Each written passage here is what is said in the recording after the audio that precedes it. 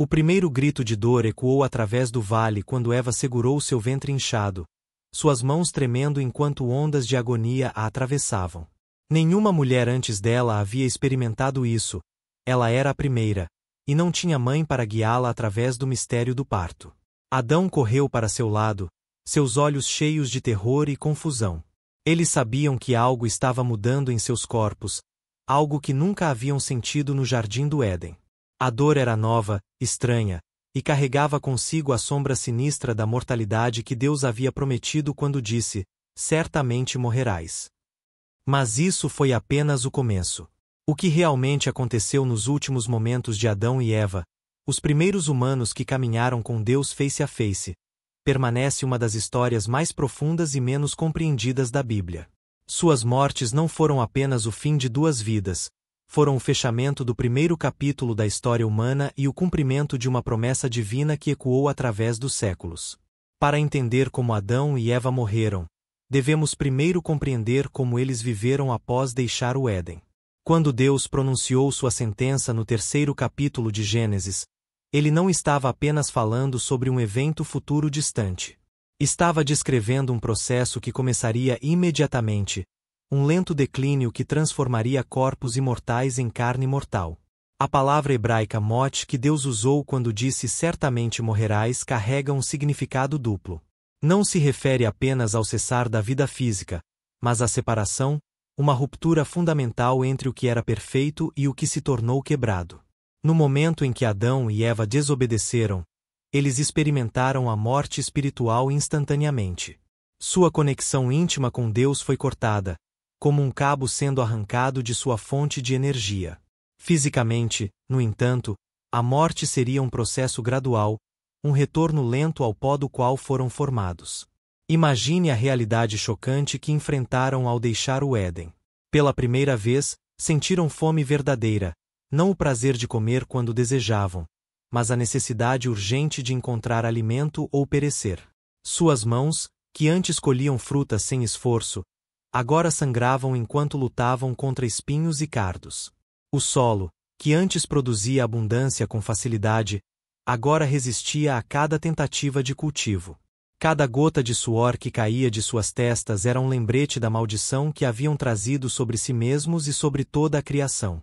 A arqueologia nos oferece pistas fascinantes sobre como pode ter sido a vida para os primeiros humanos fora do paraíso. Escavações na Mesopotâmia, frequentemente associada à localização do Éden, revelam evidências de sistemas de irrigação primitivos, indicações de que os humanos precisavam trabalhar arduamente para extrair água dos rios para sustentar suas colheitas. Ferramentas de pedra, cacos de cerâmica e evidências de práticas agrícolas primitivas pintam o quadro de um povo se esforçando para se adaptar a um ambiente hostil. Eles passaram de colher frutas no paraíso para se tornarem pioneiros da agricultura e da sobrevivência. Mas a mudança mais devastadora não foi física, foi emocional e espiritual. Adão e Eva, que antes caminhavam com Deus na brisa do dia, agora se escondiam entre as árvores quando ouviam sua voz. A intimidade que haviam conhecido com seu Criador foi substituída por medo, vergonha e um senso profundo de perda. Cada pôr do sol os lembrava de outro dia passado longe do lar que haviam perdido. Ainda assim, mesmo em seu exílio, Deus não os abandonou completamente. Ele fez roupas de pele para cobri-los, um ato de misericórdia que demonstrava seu cuidado contínuo apesar de seu pecado. Mais significativamente, ele plantou uma semente de esperança em meio à maldição.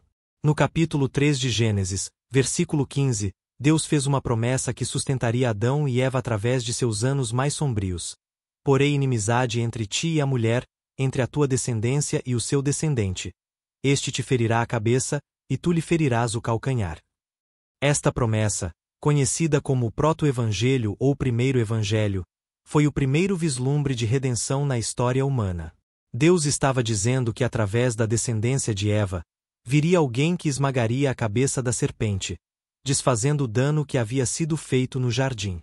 Esta esperança se tornaria o fio condutor que manteria a fé de Adão e Eva viva através de quase 1000 anos de vida. A primeira manifestação desta esperança veio com o nascimento de seus filhos. Quando Eva deu à luz Caim, ela exclamou: com a ajuda do Senhor, trouxe à luz um homem. Suas palavras revelam sua expectativa de que talvez este filho fosse o prometido libertador. Mais tarde, quando Abel nasceu, eles viram duas trajetórias distintas da humanidade se desdobrando diante deles: agricultura e pastoreio, representando diferentes maneiras de interagir com a terra amaldiçoada. Caim, o primogênito, tornou-se agricultor, lutando contra o solo amaldiçoado e batalhando contra espinhos e cardos. Abel escolheu ser pastor, cuidando de ovelhas e confiando na abundância natural da terra. Estas profissões refletiam a nova realidade fora do Éden. Trabalho árduo e labor se tornaram essenciais para a sobrevivência. O primeiro ato registrado de adoração na história humana ocorreu quando ambos os filhos trouxeram ofertas ao Senhor. Caim ofereceu alguns frutos do solo, enquanto Abel trouxe as melhores porções dos primogênitos de seu rebanho. Deus olhou com favor para Abel e sua oferta, mas não para Caim e a sua. Esta não era uma questão do tipo de oferta, mas do coração por trás dela. Abel ofereceu com fé e devoção, dando a Deus o melhor do que tinha. A oferta de Caim, no entanto, foi dada com uma atitude diferente, talvez de obrigação em vez de amor. O favorecimento levou ao ciúme, e o ciúme levou ao primeiro ato de violência na história humana. Caim atraiu Abel para o campo e o matou, o primeiro derramamento de sangue por mãos humanas. A própria terra pareceu clamar em resposta, como Deus disse a Caim: "Que fizeste? A voz do sangue do teu irmão clama a mim desde a terra."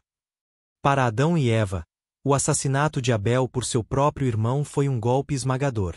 Eles haviam testemunhado o impacto devastador de sua própria desobediência, e agora o horror da morte atingiu seu amado filho. Esta não era apenas uma tragédia familiar, era um lembrete severo das consequências do pecado e de como rapidamente ele se intensifica, passando da desobediência ao ciúme e do ciúme à violência. Apesar da tragédia, Adão e Eva continuaram a ter filhos. O nascimento de Sete foi um ponto de virada, uma chance para um novo começo. Eva disse: "Deus me deu outro filho em lugar de Abel, visto que Caim o matou." Através da linhagem de Sete, traçamos a genealogia que eventualmente levaria a Noé, Abraão e, finalmente, Jesus Cristo. Desta forma, o legado de Adão e Eva não foi definido por seus fracassos, mas pela promessa de redenção de Deus. À medida que os séculos passaram, Adão e Eva envelheceram lentamente.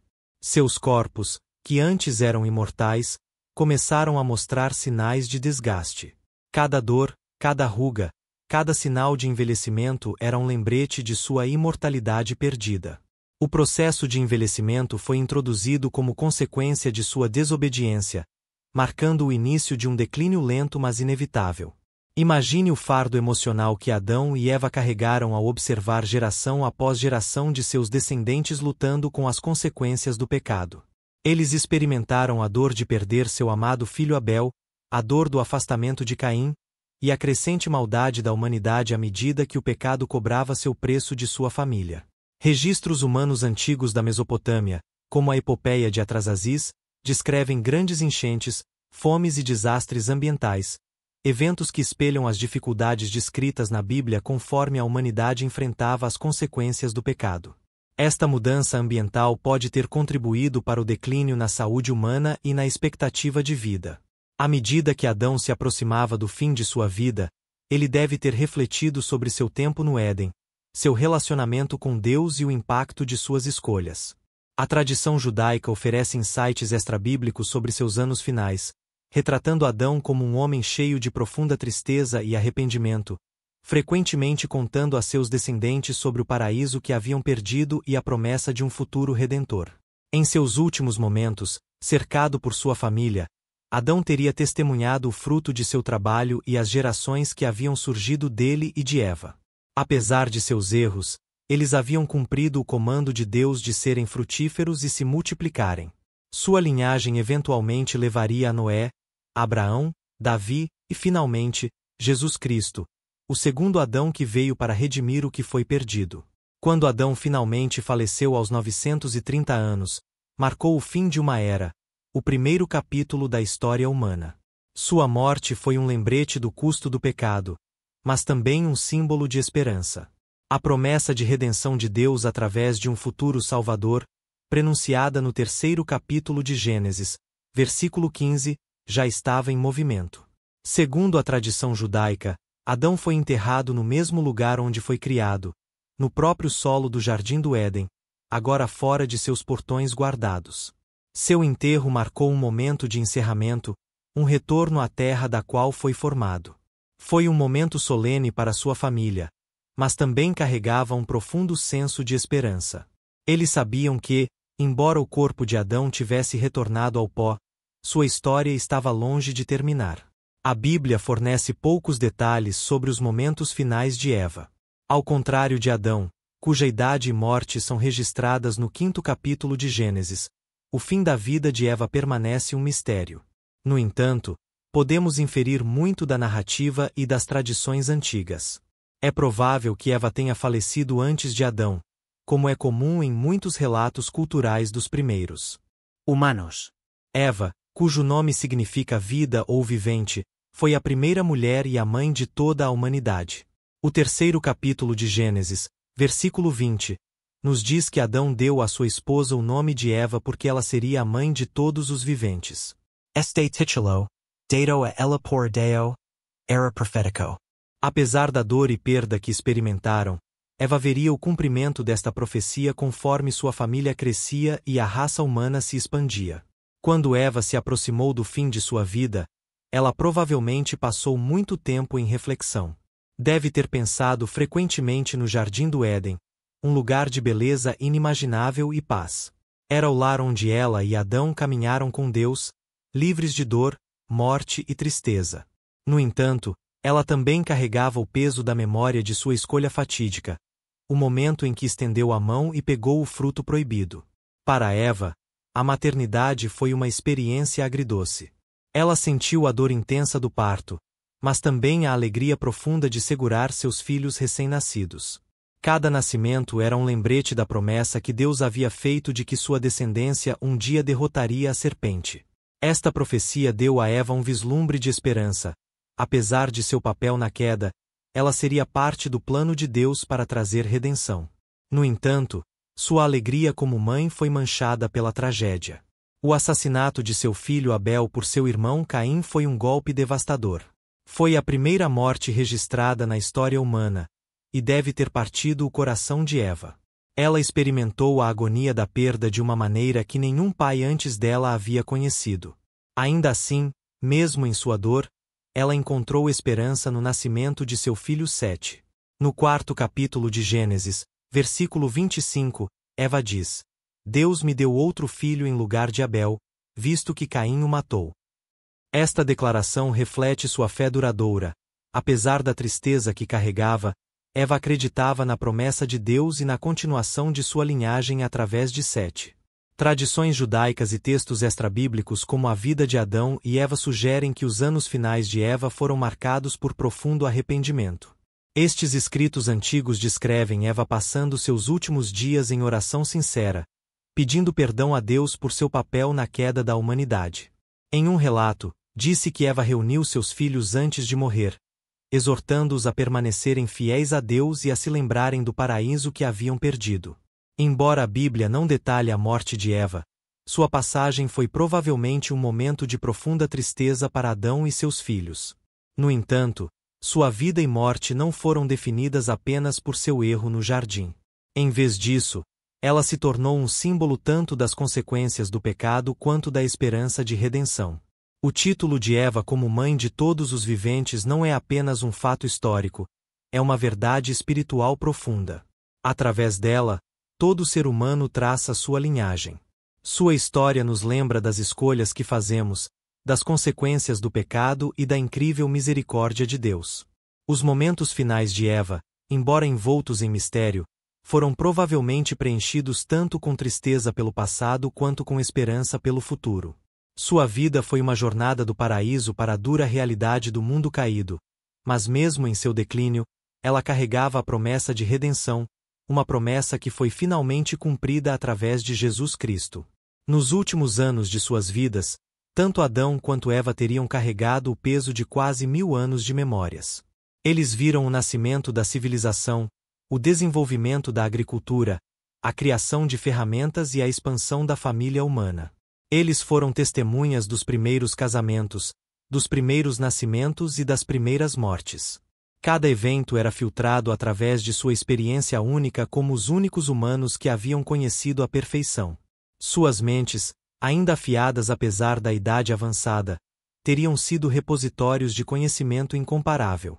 Eles se lembravam de como era respirar ar perfeitamente puro, beber água cristalina que nunca havia sido contaminada, e comer frutas que cresciam sem esforço em solo não amaldiçoado. Eles se lembravam da sensação da presença de Deus, da paz perfeita de nunca sentir medo, raiva ou tristeza. Mas eles também se lembravam do momento exato em que tudo mudou. O sabor do fruto proibido ainda assombrava suas memórias, não porque era desagradável, mas porque representava a escolha que alterou o curso da história humana. Eles se lembravam da primeira sensação de vergonha, do primeiro impulso de se esconder, da primeira vez que sentiram medo da voz de Deus em vez de alegria. À medida que seus corpos envelheciam, cada nova limitação física era um lembrete de sua mortalidade. Talvez Adão tenha notado que não conseguia mais levantar pedras tão pesadas quanto antes. Talvez Eva tenha percebido que sua visão não era mais tão aguçada, ou que suas mãos tremiam ligeiramente quando realizava tarefas delicadas. Estas mudanças não eram apenas sinais de idade, eram evidências do cumprimento da promessa de Deus de que eles certamente morreriam. Ainda assim, sua longevidade lhes permitiu ver algo extraordinário: o início do plano de redenção de Deus se desdobrando através de suas gerações. Eles viram a linhagem de Sete se desenvolver, produzindo homens como Enoque, que andou com Deus e foi levado sem experimentar a morte. Eles viram a fé sendo transmitida através das gerações, mesmo em um mundo cada vez mais dominado pelo pecado. Quando os últimos dias de Adão se aproximaram, ele teria se tornado uma figura reverenciada entre seus descendentes. Imagine as multidões que se reuniam para ouvir o primeiro homem contar histórias do Éden. Suas palavras carregavam o peso da experiência direta. Ele não estava relatando lendas ou tradições passadas, mas memórias pessoais vividas. Eu me lembro, ele poderia ter dito, do dia em que Deus formou cada animal e o trouxe para que eu lhe desse nome. Eu me lembro de como era não conhecer a solidão, até que Deus disse: não é bom que o homem esteja só. Eu me lembro de adormecer e acordar para encontrar Eva ao meu lado, e de saber imediatamente que ela era osso dos meus ossos e carne da minha carne. Suas histórias não eram apenas entretenimento, eram lições vivas sobre as consequências das escolhas e a fidelidade de Deus. Ele poderia ter contado sobre a primeira vez que tentou cultivar o solo e como era diferente da facilidade com que as plantas cresciam no Éden. Ele poderia ter descrito a primeira tempestade que experimentaram, o primeiro inverno rigoroso, a primeira vez que sentiram fome verdadeira. Mas talvez as histórias mais poderosas fossem sobre a graça de Deus em meio ao julgamento. Como Deus não os matou imediatamente quando desobedeceram, mas lhes deu tempo para se arrepender. Como ele fez roupas para cobri-los quando estavam nus e envergonhados. Como ele colocou uma marca protetora em Caim mesmo após o assassinato de Abel. Como ele continuou a abençoá-los com filhos e netos, permitindo que vissem a continuação da vida mesmo em um mundo marcado pela morte. Eva, durante seus últimos anos, teria se tornado uma fonte de sabedoria para as mulheres de sua família. Ela poderia ter ensinado suas filhas e netas sobre o parto, sobre cuidar dos filhos, sobre administrar uma casa. Mas suas lições mais profundas teriam sido sobre fé e esperança em meio ao sofrimento. Eu fui a primeira a sentir a dor do parto, ela poderia ter dito, mas também a primeira a experimentar a alegria de segurar um bebê recém-nascido. Eu fui a primeira a perder um filho para a violência, mas também a primeira a ver como Deus pode trazer nova vida mesmo após a perda mais devastadora. Suas palavras teriam carregado autoridade especial porque ela havia experimentado cada primeira vez da condição humana. Ela conhecia tanto os extremos da alegria quanto os abismos da tristeza de maneiras que nenhuma outra mulher poderia conhecer. Quando a morte finalmente se aproximou de ambos, teria sido um processo gradual. Seus corpos, que haviam funcionado perfeitamente por séculos, começaram a falhar. Talvez a respiração tenha se tornado mais difícil, ou talvez tenham começado a sentir dores que nunca haviam experimentado antes. Cada sintoma era um lembrete de que estavam retornando ao pó do qual foram formados. Mas mesmo em seus momentos finais, eles teriam sido sustentados pela esperança. A promessa de que a descendência de Eva esmagaria a cabeça da serpente não era apenas uma profecia distante, era uma certeza que havia moldado toda a sua vida pós-Éden.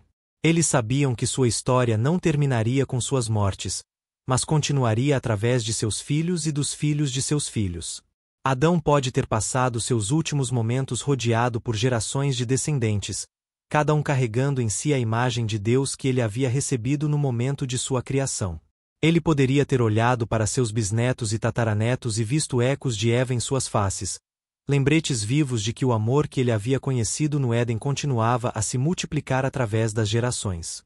Eva, se morreu primeiro, pode ter partido com a satisfação de saber que havia cumprido seu papel como mãe de todos os viventes. Cada criança que nasceu após ela carregava parte de sua herança genética e espiritual. Ela havia sido instrumental no plano de Deus para povoar a terra e manter viva a esperança de redenção. Quando a respiração final chegou, não foi apenas o fim de duas vidas extraordinárias, foi o fechamento de um capítulo único na história humana. Nunca mais haveria humanos que se lembrassem pessoalmente do paraíso. Nunca mais haveria alguém que pudesse dizer: eu caminhei com Deus face a face no jardim que ele plantou. Mas sua morte também marcou o início de algo novo. A promessa de redenção, que havia sido apenas uma esperança distante, agora começaria a se manifestar através das gerações que viriam. Através da linhagem de Sete, viria Noé, que preservaria a humanidade através do dilúvio. Através de Noé viria Abraão, com quem Deus faria uma aliança. Através de Abraão viria Davi, o rei segundo o coração de Deus. E através de Davi viria Jesus, o segundo Adão, que desfaria o que o primeiro Adão havia feito. O enterro de Adão e Eva teria sido um evento solene, mas também cheio de esperança. Seus corpos foram colocados na terra que haviam trabalhado por quase 1000 anos, a mesma terra que havia sido amaldiçoada por causa de seu pecado. Mas mesmo na morte, eles eram sementes plantadas para uma futura ressurreição. Suas sepulturas se tornaram marcos sagrados, lugares onde as gerações futuras poderiam vir para se lembrar de onde tudo começou. Não apenas onde o pecado entrou no mundo, mas onde a promessa de salvação foi primeiro pronunciada. Não apenas onde a morte foi introduzida, mas onde a esperança de vida eterna foi plantada. A história de Adão e Eva não termina com suas mortes. Ela continua em cada ser humano que já viveu, pois todos nós carregamos tanto sua herança de pecado quanto sua herança de esperança. Somos todos filhos de Adão e Eva, herdeiros tanto de sua queda quanto da promessa de redenção que foi dada a eles. Seus últimos momentos foram, em muitos aspectos, semelhantes aos nossos. Eles enfrentaram a morte com uma mistura de tristeza e esperança, de arrependimento e fé. Eles se agarraram às promessas de Deus mesmo quando seus corpos falhavam. Eles confiaram que sua história era parte de um plano maior, que suas vidas tinham significado além de suas próprias experiências. Em seus momentos finais, Adão e Eva podem ter se lembrado não apenas do que haviam perdido, mas do que haviam ganhado. Eles haviam conhecido o amor um pelo outro, o amor por seus filhos, e mesmo em meio ao julgamento, o amor de Deus. Eles haviam experimentado a graça, a misericórdia imerecida que o sustentou através de quase 1000 anos de vida fora do paraíso. E talvez, em seus últimos momentos, eles tenham vislumbrado algo da glória que estava por vir. Talvez tenham sentido a presença de Deus se aproximando, não em julgamento como no jardim, mas em boas-vindas. Talvez tenham ouvido um eco distante da voz que uma vez o chamou pelo nome no frescor do dia. Suas mortes marcaram o fim do primeiro capítulo da história humana, mas também o início de todos os capítulos que se seguiriam.